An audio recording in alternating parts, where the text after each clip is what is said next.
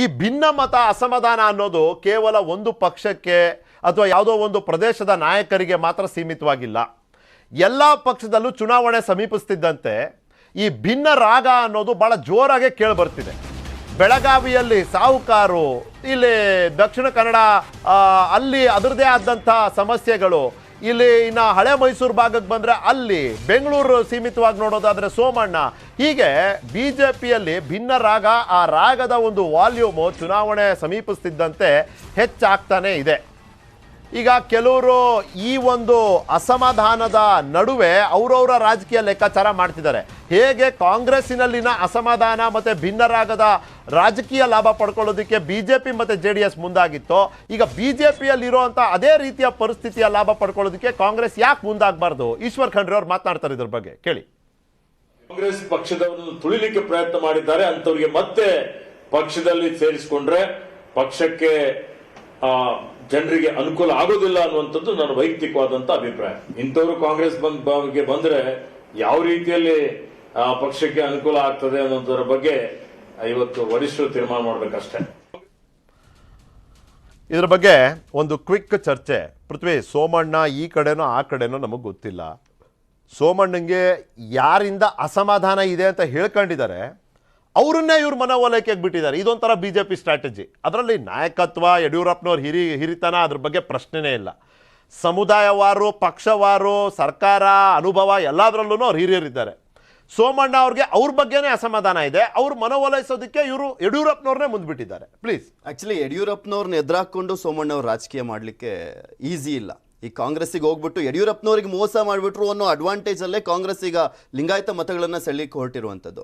ಈಗ ಯಡಿಯೂರಪ್ಪನವ್ರು ಮನವೊಲಿಸಿದಂಥ ಟೈಮ್ನಲ್ಲೂ ಇವರು ಸಮಾಧಾನ ಆಗಲಿಲ್ಲ ಅನ್ನೋದು ನೆಗೆಟಿವ್ ಆಗಿಬಿಡುತ್ತೆ ಅವ್ರಿಗೆ. ಅಕಸ್ಮಾತ್ ಇನ್ನೊಂದು ನಿರ್ಧಾರವನ್ನ ಕೈಗೊಳ್ಬೇಕು ಅಂದ್ರೆ ಸಮುದಾಯಕ್ಕೆ ಈ ರೀತಿ ಸಂದೇಶ ಹೋಗ್ಬೋದು ಅಂತ. ಸಂದೇಶ ಈಗ ಅವರೇ ಮೋಸ ಮಾಡಿಬಿಟ್ರು ಅಂತ ಎಲ್ಲಾದ್ರೂ ಅಕಸ್ಮಾತ್ ಯಡಿಯೂರಪ್ಪನವ್ರು ಹೇಳ್ಬಿಟ್ರೆ ಆ ಮತಗಳು ಇನ್ನಷ್ಟು ಹಿನ್ನಡೆ ಆಗುವಂತ ಸಾಧ್ಯತೆ ಇದೆ.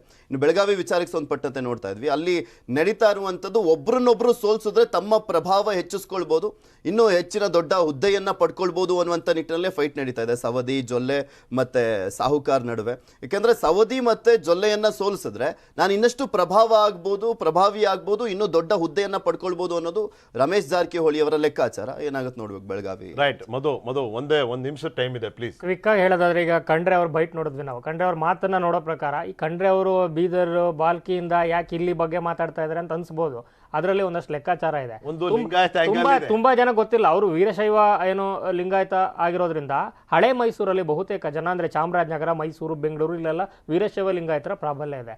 ಸೊ ಇಲ್ಲಿ ಈಗಾಗಲೇ ದಶಕಗಳಿಂದ ಏನು ಈಶ್ವರ್ ಖಂಡ್ರೆ ಅವ್ರದ್ದು ಬೆಂಬಲಿಗ ಪಡೆ ಚಾಮರಾಜನಗರ, ಮೈಸೂರಲ್ಲೆಲ್ಲ ಇದೆ.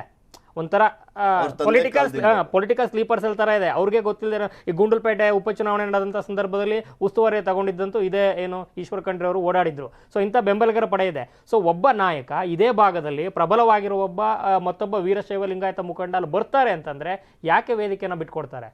ಸೊ ಈಗಾಗಲೇ ಒಂದು ಅದೇ ಪಕ್ಷಕ್ಕೆ ಒಂದು ಏನೋ ಬೆನ್ನು ತಿರುಗಿಸಿ ಹೋದಂಥ ಸಂದರ್ಭದಲ್ಲಿ ಮೋಸ ಮಾಡಿ ಹೋಗೋದಂಥವ್ರನ್ನ ಯಾಕೆ ಮತ್ತೆ ಕರ್ಕೊತಾ ಇದ್ದಾರೆ ಅಂತ ಹೇಳೋದ್ರಲ್ಲಿ ಒಂದು ಸ್ವಾಮಿ ಕಾರ್ಯನೂ ಇದೆ, ಸ್ವಕಾರ್ಯನೂ ಇದೆ.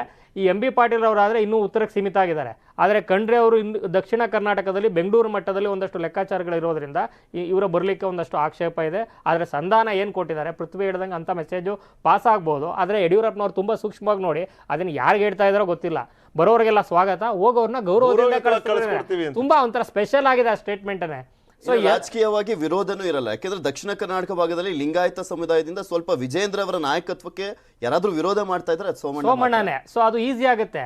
ಸೊ ಇಲ್ಲಿ ಸೋಮಣ್ಣ ಅವರು ಇರೋ ಕಡೆ ಇದ್ರೆ ಕೆಲವರು ತೊಂದರೆ, ಬೇರೆ ಕಡೆ ಹೋದ್ರೂ ತೊಂದರೆ. ಸೊ ಎರಡು ತೊಂದರೆಗಳ ನಡುವೆ ನಮ್ದೆಲ್ಲಪ್ಪ ಅನ್ನೋ ಪರಿಸ್ಥಿತಿಯಲ್ಲಿ ಇವತ್ತು ನಾನು ಇಲ್ಲೇ ಉಳಿತೀನಿ ಅನ್ನೋ ಸಂದೇಶವನ್ನು ಕೊಡ್ಲಿಕ್ಕೋಸ್ಕರ ಬೆಂಬಲಿಗರ ಸಭೆಯನ್ನು ಏನು ಮೈಸೂರ ನಿತ್ಯಾನಂದ ಕಲ್ಯಾಣ ಮಂಟಪದಲ್ಲಿ ಮಾಡಿದ್ದಾರೆ. ಇಷ್ಟೆಲ್ಲ ಆದಮೇಲೆ ಗುಂಡಲ್ಪೇಟೆಯನ್ನು ಅಲ್ಲಿ ಕೇಳಿದ್ರು ಕ್ಷೇತ್ರವನ್ನು, ಆದರೆ ಅಲ್ಲಿ ಕೊಡಲಿಕ್ಕೆ ಸಿದ್ದರಾಮಯ್ಯ ಅವರು ಖಂಡಿತ ರೆಡಿಯಿಲ್ಲ. ಅವ್ರ ಆಪ್ತನ ಮಗ ಆಗಿರೋದ್ರಿಂದ DKಶಿ ಅವರ ಒಲವಿದ್ರೂ ಕೂಡ ಅನ್ನೋ ಲೆಕ್ಕಾಚಾರ ಇರೋದ್ರಿಂದ ಎಲ್ಲೂ ಹೋಗ್ಲಿಕ್ಕಾಗದೇ ಇರೋಂಥ ಪರಿಸ್ಥಿತಿಯಲ್ಲಿ ಏನಾದರೂ ಉಳಿಬೇಕಂತ ಸಂದರ್ಭ ಬಂದರೆ ಏನು ಮಾಡಬೇಕು ಅನ್ನೋ ಕಾರಣಕ್ಕೆ ಈ ರೀತಿ ಒಂದು ಬೆಂಬಲಿಗರ ಸಭೆ ನಡೀತಾ ಇದೆ ಅಂತ ಕೂಡ ಮಾತು ಕೇಳಿ ಬರ್ತಾ ಇದೆ. ರೈಟ್ ಅಲ್ಲ, ಹೇಳೋದಕ್ಕೆ ಇನ್ನೊಂದಷ್ಟು ವಿಷಯಗಳಿದೆ, ಆದರೆ ಸಮಯ ಇದ್ದಿದ್ದಿಷ್ಟೇ.